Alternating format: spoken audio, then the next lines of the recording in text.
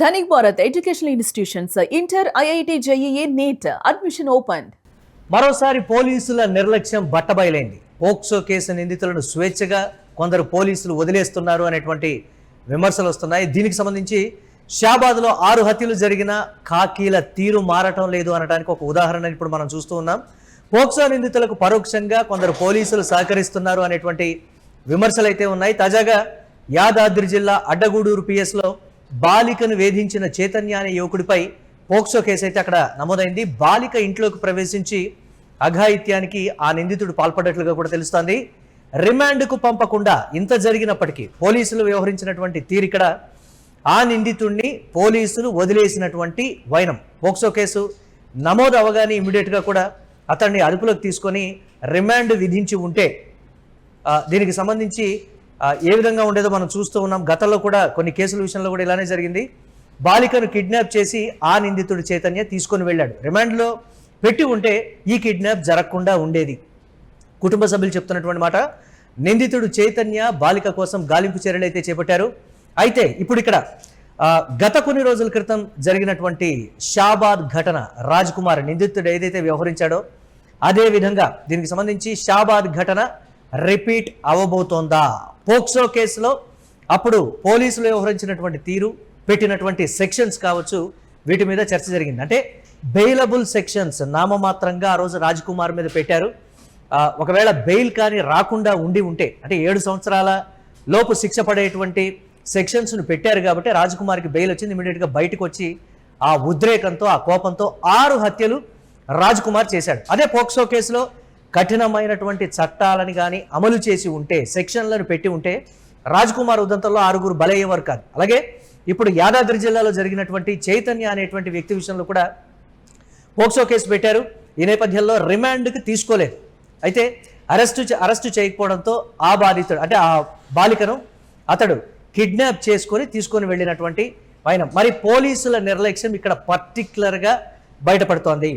Case తీవ్రతకు తగినట్టుగా మేము కేసులు పెడుతున్నామని పోలీసులు చెప్తున్నప్పటికీ ఇప్పుడు జరిగింది రాజ్ కుమార్ విషయంలో జరిగింది, అలాగే ఇప్పుడు చైతన్య విషయంలో కూడా మళ్ళీ అదే రిపీట్ అవుద్దా?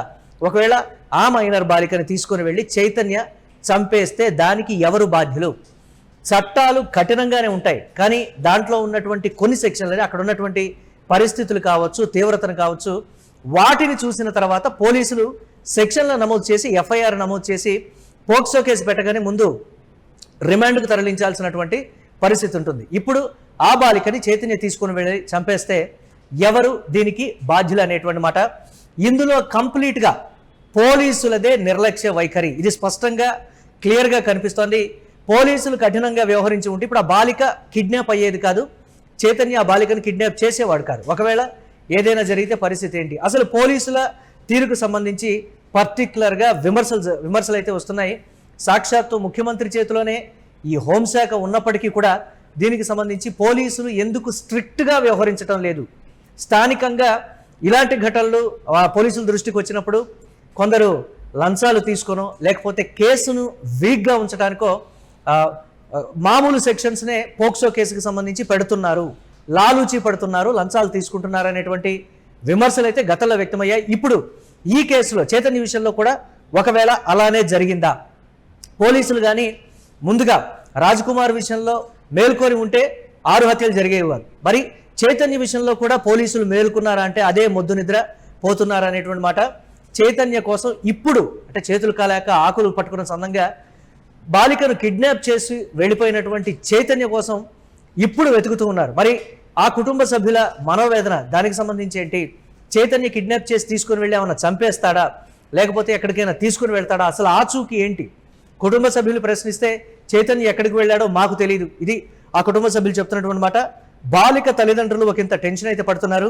పోలీసులు యాజ్ యూజువల్గా చెప్పేటువంటి మాట, మా ప్రయత్నం మేము చేస్తున్నాం, ఇదే మాట. అదే ప్రయత్నం కఠినంగా, కొంచెం కష్టంగా ముందే చేసి ఉంటే, కఠినమైనటువంటి సెక్షన్లు పెట్టి ఉంటే చైతన్య బాలికను కిడ్నాప్ చేసేటువంటి పరిస్థితి అయితే ఉండదు.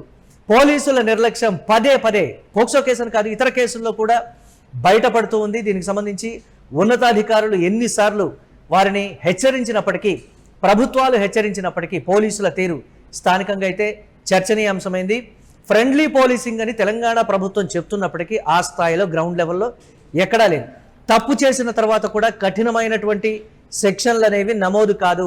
పోలీసులతో లాలూచీ పడిపోతే సింపుల్ సెక్షన్లు పెడితే ఇమ్మీడియట్గా బెయిల్ తీసుకొని బయటకు వచ్చేయచ్చు అనేటువంటి ధోరణిలో ఎవరైతే దీనికి సంబంధించి నిందితులు ఉంటారో వారి ఆలోచన విధానం కావచ్చు, వారు మేనేజ్ చేసే దాన్ని బట్టి, అంటే డబ్బే ఇక్కడ క్రియాశీలకంగా వ్యవహరిస్తుంది అనేటువంటి మాట. పోలీసుల విషయంలో ఎందుకు ఇలాంటి పరిస్థితులు ఉన్నాయి? ఇప్పుడు ఆ బాలిక తల్లిదండ్రులకి ఎవరు సమాధానం చెప్తారు? ముందే చైతన్య విషయంలో కఠినమైన నిర్ణయం తీసుకుంటే కిడ్నాప్ అయ్యేది కాదు. ఒకవేళ రేపు ఆ బాలిక చనిపోతే పోలీసులదే బాధ్యత. ఇది బాలిక తల్లిదండ్రులు చెప్తున్నటువంటి మాట. తెలంగాణ సమాజంలో ఇలాంటి పరిస్థితులు ఎందుకు వస్తున్నాయి? ఫ్రెండ్లీ పోలీసింగ్ అని చెప్తున్న దానికి గ్రౌండ్ లెవెల్లో జరుగుతున్న దానికి ఎక్కడా సంబంధం లేదు అనేటువంటి మాట అయితే చెప్తున్నారు. అసలు పోక్సో కేసు అనగానే నాన్ బెయిలబుల్ కింద ఉండాలి. ఉన్నటువంటి 7 ఏళ్ల లోపు శిక్ష పడేటువంటి కేసులన్నీ కూడా దీనికి సంబంధించి ఆ సెక్షన్లను తొలగించాలనే డిమాండ్లు కూడా ఊపందుకున్నాయి. ఇలాంటి ఘటనల కారణంగా నిజంగా ఒకవేళ పోక్సో కేసు అనేది అన్యాయంగా ఏమీ జరగకుండా కూడా కొంతమంది మీద పెడితే వారి విషయంలో ఒకంత సింపుల్గా ఉండాలి కాబట్టి, న్యాయ విచారణకు అనుకూలంగా ఉండాలి కాబట్టి ఆ సెక్షన్లని మెన్షన్ చేశారని చెప్తున్నారు. కానీ ఇలాంటి వారి వల్ల దాన్ని ఆసరాగా తీసుకొని పోలీసుల్ని మేనేజ్ చేసి తక్కువ శిక్ష పడేటువంటి సెక్షన్లని పోక్సో కేసులో నమోదు చేయించుకోవడం, ఇమీడియట్గా బెయిల్పై బయటికి రావడం, ఇలాంటి చర్యలకి పాల్పడటం. తల్లిదండ్రులైనా సరే చైతన్యాన్ని వారించి ఉండాలి, వారు సరిగా చెప్పకపోవటం. యువత ప్రస్తుత పరిస్థితి కానీ, పెడదారి పట్టేటువంటి సిచ్యువేషన్స్ కానీ సమాజంలో ఈ ధోరణి, అంటే నా మీద పోక్సో కేసు పెట్టారు అని రాజ్ కుమార్ ఏదైతే బయటకు వచ్చి బాలిక కుటుంబాన్ని చంపేయడం కావచ్చు, అలాగే తన కుటుంబంలో ఉన్నటువంటి భార్యని, 2 పిల్లల్ని చంపేయడం కావచ్చు, ఇప్పుడు పోక్సో కేసు పెట్టారనేటువంటి ఒక కక్షతోటి ఆ బాలికను కిడ్నాప్ చేసినటువంటి వైనం.